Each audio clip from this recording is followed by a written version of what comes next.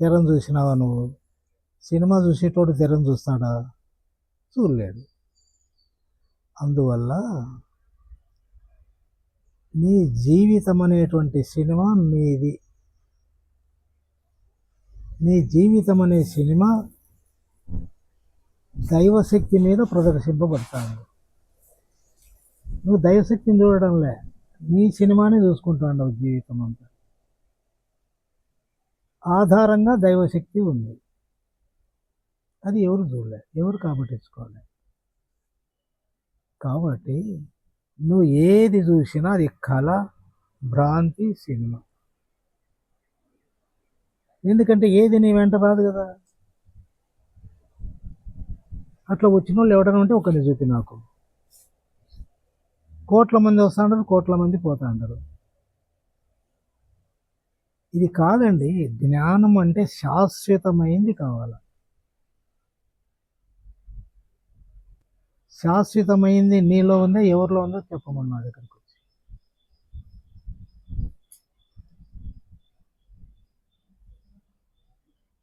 ఎంత గొప్ప విశేషమైనా, ఎంత గొప్ప మహిమలైనా పోతాండయి, వస్తాండయి. పొయ్యి వచ్చేది మనసు లక్షణం. అది ఇప్పుడు నీకు సంతోషం వస్తూ ఉంది, పోయి దుఃఖం వస్తూ ఉంది. దుఃఖం నిజమా, సంతోషం నిజమా? రెండు పోతాండి, రెండు లేవు, రెండు అబద్ధం. ఇంకా నిజమేడుంది నీకు? కాబట్టి ఇదంతా కూడాను వాస్తవంగా లేనిది ఉన్నట్లుగా కనపడుతుంది.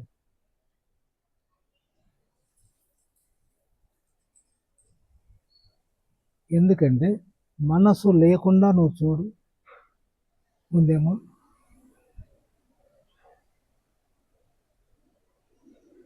కాబట్టి మనసే ప్రపంచం, జీవితం. మనసు లేకుంటే ఏది లేదు.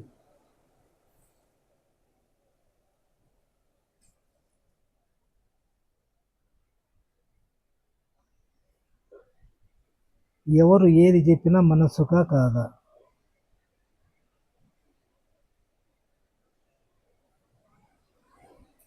మనసు దాన్ని అర్థం చేసుకుంటుంది. ఎంతవరకు అర్థమైందో అంత దాని ప్రకారమే మనిషి సాధన చేస్తాడు. వినేది మనసే, సాధన చేస్తుండేది మనస్సే. ప్రయోజనమే.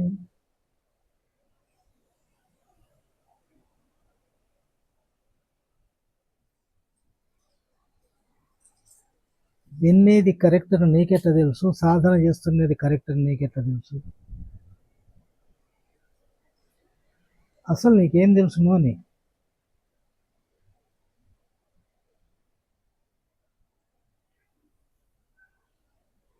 అన్నీ పోయేటి తెలుస్తాయి.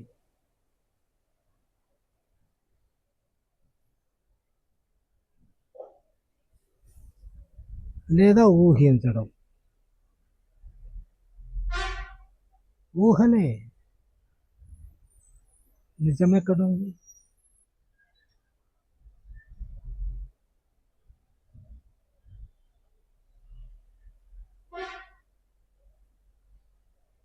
వాస్తవంగా నీకేం కావాలా, ఏం చెయ్యాలని ప్రయత్నం చేస్తున్నావు?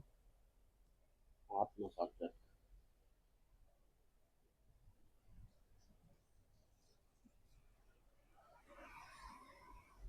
ఎక్కడుంది, ఎట్లుంది? నేను లేకపోతే ఆత్మ చేరుతున్నట్లు.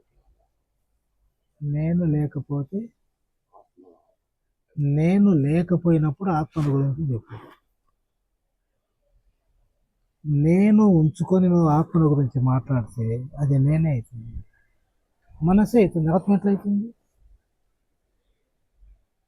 నువ్వు ఆత్మను గురించి మాట్లాడుతాండవు, ఆత్మ సత్యమని నువ్వు అనుకుంటాండవు, మాట్లాడుతాండేది మనసే కదా. ఈ మనసుకి ఎట్లా తెలుసు ఆత్మ? ఊహ అది.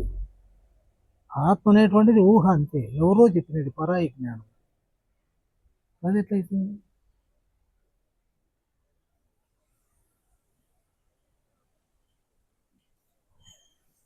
ఇప్పుడు నాకు ఉద్యోగం కావాలా, నాకు ప్రమోషన్ కావాలా, నా బిడ్డకు పెళ్లి కావాలా, నేను అనుకున్న జరగాలి, నాకు దేవుడు కావాలి. తేడా ఏముందండి? అన్నీ కావాలంటాడు, అన్నీ కావాలంటాడు. ఒక్కటి అడుగుతున్నా, ఏ అర్హత ఉండి నువ్వు దేవుడు కావాలంటాడు, ఆత్మ సాక్షాత్కారం కావాలంటాడు? ఏ అర్హత ఉంది? నాకు ఏం వద్దనుకున్నా, ఆ? ఏం వద్దనుకున్నా. ఏమి వద్దని మనసు అనుకుంటుంది, లోపల అన్నీ కాలేండాయి. లోపల చూసుకో, కామ క్రోధ లోభ మోహ మద మత్సరాలు వ్యామోహాలు అన్నీ ఉన్నాయా లేదా? ఏమీ వద్దనుకుంటే, ఏమీ లేకుండా పోయింటే నీకు ఆత్మ సాక్షాత్కారం ఇక్కడే ఇప్పుడే కలుగుతుంది. మనస్సు అంటాంది,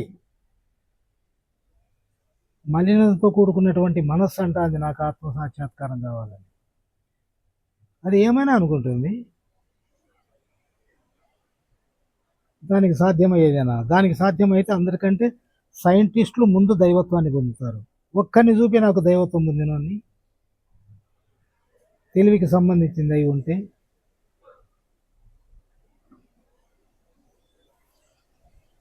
ఆత్మ సాక్షాత్కారం కావాలి, దానికోసం నువ్వు ఏం చేసినావు? ఏం చేసినావు? ఊరుకున్నా. ఊరుకుండడమా? ఎన్ని జన్మలు ఎత్తినా నీకు సాధ్యం కాదు. ఊరుకుండడం అంటే, మౌనం అంటే ఆలోచనే పుట్టకుండా ఉండడం మౌనం. ఆలోచన పుట్టిన తర్వాత అవి కదులుతూ ఉంటాయి, దానికి సంబంధించినటువంటి అన్ని వ్యవహారాలు లోపల జరుగుతుంటాయి. మౌనం ఎట్లయితుంది? అది మాట్లాడకుండా ఉండడం మౌనమా? ఎవడు చెప్పినది నీకు? మనసు అన్నీ చేస్తుందే లేదా? మౌనం ఎట్లయితుంది? మనసులో బాధలు ఉన్నాయి, కోరికలు ఉన్నాయి, ఆలోచనలు ఉన్నాయి, ఎక్కడెక్కడో తిరుగుతుంది, ఏమేమో చేస్తుంది, అది మౌనం అవుతుంది కాదు. ఆత్మ సాక్షాత్కారం అంటే మనసు చావాల, అప్పుడు ఆత్మ సాక్షాత్కారం. మనసులో ఉండేటివన్నీ చావాల, అవి ఉన్నాయి అంటే అవన్నీ అడ్డం పడతాయి కదా. అవన్నీ అడ్డం పడినప్పుడు నీకెట్లా కలుగుతుంది సాక్షాత్కారం?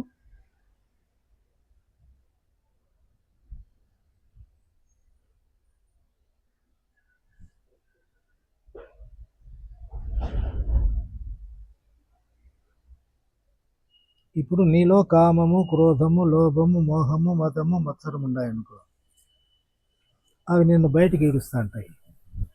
నీకు సాక్షాత్కారం ఎట్లా కలుగుతుంది?